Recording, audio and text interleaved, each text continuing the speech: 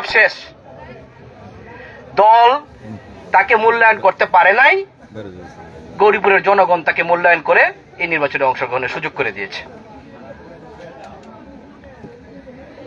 এরপরে আসি বহিষ্কার। খুব সংক্ষেপে, দল বহিষ্কার করেছে, জনগণ কুলে তুলে নিয়েছে, ঠিক কিনা বলে? মনোনয়ন আর বহিষ্কার শেষ। এইবার আসেন প্রার্থী। আমরা নির্বাচনে নামছি, আমাদের সাথে প্রতিদ্বন্দ্বী আরো কিছু প্রার্থী আছে।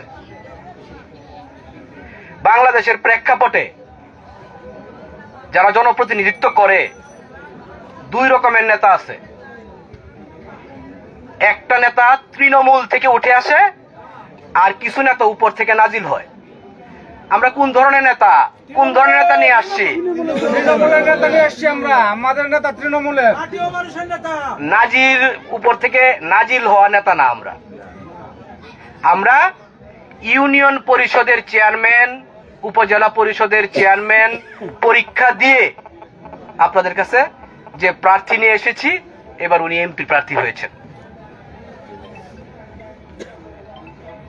একটা জনপ্রতিনিধির সাথে সাধারণ মানুষের সম্পর্ক হলো, একজন জনপ্রতিনিধি হবেন সাধারণ মানুষের কণ্ঠস্বর, যিনি সাধারণ মানুষকে তার ভিতরে লালন করবেন, সাধারণ মানুষের মাঝে থেকে সাধারণ মানুষের দুঃখ দুর্দশাগুলো উপলব্ধি করে তাদের বিষয়ে কথা বলবেন। আমাদের বিপক্ষে যিনি প্রার্থী আছেন, বলেন তো যে ওনাকে কে কোথায় পাইছেন? দেখছেন কেউ? গতকালকে ওনার নির্বাচনী প্রচারণায় একটা ভিডিও দেখতেছিলাম। ওনার এক নেতা বলতেছেন যে আমাদের প্রার্থীর নামটা মুখস্থ করেন তো। আমরা প্রার্থীর নামটা কি আপনারা মুখস্থ করে নিয়ে লাগবো? এটা আর মুখস্থ করার দরকার নাই, কারণ এই ছেলেটা, এই প্রার্থীটা আপনাদের ভোটে নির্বাচিত হয়ে আপনাদের মাধ্যমেই গৌরীপুর বিচরণ করতেছে। সে আপনাদের সন্তান, কোন নাজিল হওয়া কোন নেতা না। আচ্ছা, এখন আসি, এই যে বিভিন্ন জায়গায় বিভিন্ন রকম কথাবার্তা হইতেছে, স্বতন্ত্র প্রার্থী হেলার কোন দাম আছে? স্বতন্ত্র প্রার্থীর কইতেছে না? বাংলাদেশের আইনের মূল ভিত্তি তো সংবিধান। এটা তো সবাই জানেন মোটামুটি, যে সংবিধান আছে, প্রত্যেকটা দেশের একটা সংবিধান থাকে। আমাদের যে সংবিধান, এই সংসদ সদস্যরা নিয়ে কথা আছে 70-এর কাছাকাছি ধারাগুলোতে। 70 নাম্বার অনুচ্ছেদ, ওখানে বলা আছে যদি কোন দলীয় প্রার্থী তার দলের বিপক্ষে ভোট দেয়, অর্থাৎ তার দলের বিপক্ষে মতামত দেয়, তাইলে তার সংসদ সদস্য পদ বাতিল হয়ে যাবে। কথাটা কি বুঝতে পারছেন? আচ্ছা, তাইলে স্বতন্ত্র প্রার্থী, তার কথা বলার সুযোগটা অবারিত হয়ে গেল না? উন্মুক্ত হয়ে গেল না? তাইলে এক হিসাবে যদি তার ব্যক্তিগত, একজন সংসদ সদস্যের ব্যক্তিগত শক্তি চিন্তা করি, তাইলে আমি মনে করি সংবিধান স্বতন্ত্র প্রার্থীকে উন্মুক্ত স্বাধীনতা দিয়েছে। সুতরাং স্বতন্ত্র প্রার্থী কোন অবস্থাতেই দুর্বল কোন সংসদ সদস্য প্রার্থী না। আপনারা তো হাদির কথা শুনছেন, শরীফ উসমান হাদি, যিনি এই অল্প সময়ে বাংলাদেশে একটা আলোড়ন সৃষ্টি করে গেছেন। উনি কিন্তু কোন দলের প্রার্থী হন নাই, স্বতন্ত্র প্রার্থী হয়েছিলেন। সুতরাং স্বতন্ত্র প্রার্থী উন্মুক্তভাবে জনগণের কথা বলতে পারবে, তিনি কখনোই কারো কাছে বন্দী থাকবেন না। তাহলে আপনারা দলীয় প্রার্থীর সাথে সংসদ সদস্য প্রার্থী, স্বতন্ত্র প্রার্থীটাকে শক্তিশালী মনে হইতেছে না এখন? এইবার আসেন, কিছু লোকজন বলতেছে উচ্চ কক্ষের স্বতন্ত্র প্রার্থীর ভোট নাকি উচ্চ কক্ষে কোনো কাজে লাগতো না, নিম্ন কক্ষে কাজে লাগবে, উচ্চ কক্ষে কাজে লাগতো না। উচ্চ কক্ষ নিম্ন কক্ষ কি এটা কি আমরা বুঝি না? কে লেগে বুঝি না? এটা আমরা দেশ নাই, ওনারা বানায় ফেলছে, বলতেছে যে স্বতন্ত্র প্রার্থীর ভোট উচ্চ কক্ষে কোনো কাজে লাগবে না। আসলে আমরা যে জায়গাটায় দাঁড়িয়ে আছি, এইবারের নির্বাচনে আপনারা জানেন সংসদ সদস্য পদের প্রার্থীর সাথে হা না একটা ভোট আছে। ওই হা না ভোটটা নির্ধারণ করবে পরবর্তী সময় উচ্চ কক্ষ নিম্ন কক্ষ হবে কি না। তারা আগেই বানায় আলতাছে, এটার কোনো কামই লাগতো না। অর্থাৎ প্রতিটা অবস্থায় মানে এটা তুচ্ছ তাচ্ছিল্য করার চেষ্টা করে তাদের প্রার্থীর গুণাবলী না বলে বিভিন্ন রকম মিথ্যা উক্তি দিয়ে কথা বলে মানুষকে কনভিন্স করার চেষ্টা করতেছে। এখন আসি, বলতেছে প্রার্থী না থাক, প্রতীকটা দেখে ভোট দিবেন। আচ্ছা, প্রতীকে কি কেউ খাওয়াইবো নাকি? খাওয়ানোর কথাটা বলে হচ্ছে, এটা আসলে কোনো প্রতীকেই কাউকে খাওয়াবে না। আজকাল মানুষ একটা রোজ কামলা দিলেও 500 টাকা পায়। ভাত কাপড়ের জন্য জনপ্রতিনিধিদের কাছে খুব কম মানুষই যায়, নিতান্তই দায় পরবশত না হইলে কেউ জনপ্রতিনিধিদের কাছে ভাত কাপড়ের জন্য যায় না। একটা দলের প্রতীক নিয়ে একজন আসছেন, এই প্রতীকটাকে ধারণ করতেছে যে ব্যক্তিটা,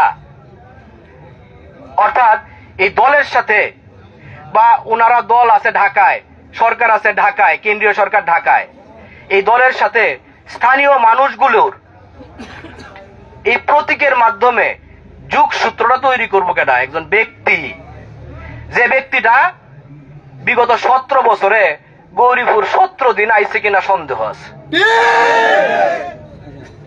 উনি বলতেছেন প্রতীক দেখে দিলেন যে এই প্রতীকটা নিয়ে আসলে প্রতীকের পিছনে যে ব্যক্তিটা আছে তারে বাদ দিয়া কিছু দালাল শ্রেণী তৈরি হয়েছে, যে দালালরা চাচ্ছে যে ওনারে যদি বানাইতে পারি তাহলে উনি ঢাকা পড়ে থাকবো, আমরা সাইটটা সুইটটা খাইতে পারবাম। এই বক্তৃতাও আইছে, আইছে না? আমাদের প্রার্থীর সাথে সাধারণ মানুষের, আমি গৌরীপুর প্রপার থেকে এই ভালুকাপুর এই বাজারটা অনেক দূর, মোটর সাইকেলে আসলেও 45 মিনিট থেকে 1 ঘন্টা সময় লাগে, লাগে না? আমি এখানে দাঁড়ায়া আমার কাছে মনে হচ্ছে অনেকগুলো চেহারা আমি চিনি, যারা আমাদের নেতা তারা না, বিভিন্ন কারণে চিনি। আমার মনে হয় যে এইখানের অনেকগুলো মুখ আমাদের বাসা বাড়িতে যাতায়াত আছে, আছে না? মানুষজন জনপ্রতিনিধির কাছে যায় এটা বড় রকমের বিপদে আপদে। কিরকম বিপদ? বাজার খরচের বিপদ না, কিন্তু আপনার এই রাস্তাটা খুব খারাপ হয়ে গেছে, এটা একটু খুব দ্রুত করা দরকার। একটা স্কুলের বিল্ডিং নাই, একটা মসজিদের ব্যবস্থা নাই, একটু দেওয়ান লাগবো। এই কিংবা আরো কিছু বিষয় থাকে, আমার ছেলেটা একটা সরকারি চাকরি রিটার্নে টিকছে, একটু এমপি সাহেবের সুপারিশ হইলে হয়তো কামে লাগবো। সেরিটারে একটা বেকুয়ার জায়গাত বদলি করে দিছে, যদি এমপি সাহেব কয় তাহলে একটা বালা জায়গাত বদলি করে আনা যাইব,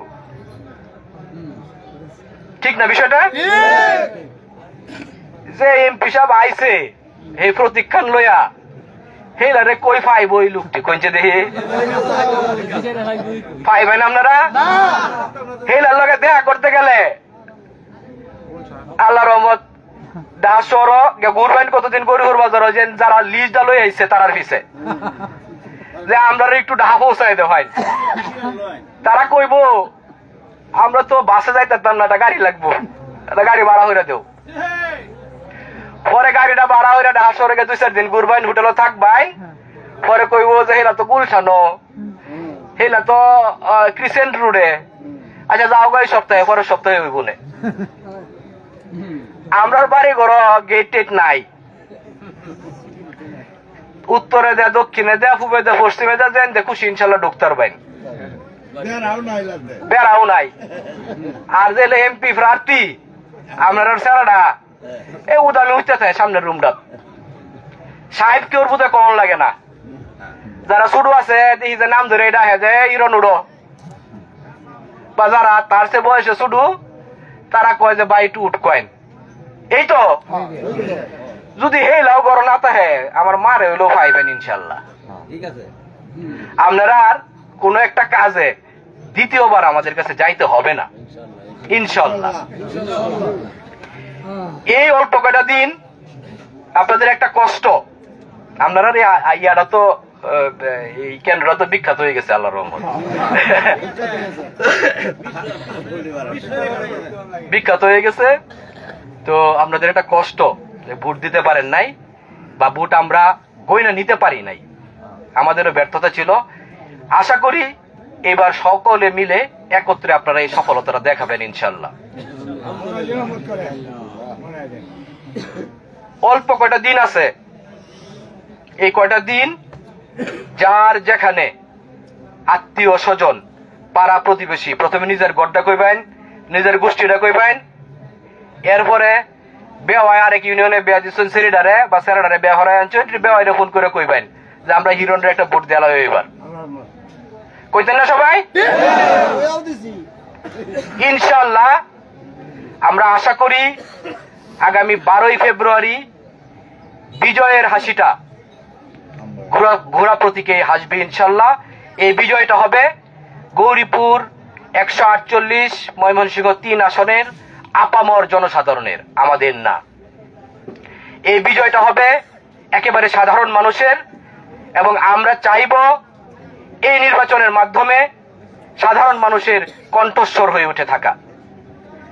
আমি জানি না আল্লাহ আমাদের কপালে, আমাদের পরিবারে এটা রাখছে কিনা, তবে একটা কথা আজকে বলে যাই, মানুষের বিপদ আপদ তো কয়েকটা, বলে দুনিয়ার দুজক, একটা হলো থানা, হাসপাতাল আর জেলখানা, এটা তো দুনিয়ার দুজক কয়। কয়েকজন বলছেন এই বিগত 17 বছর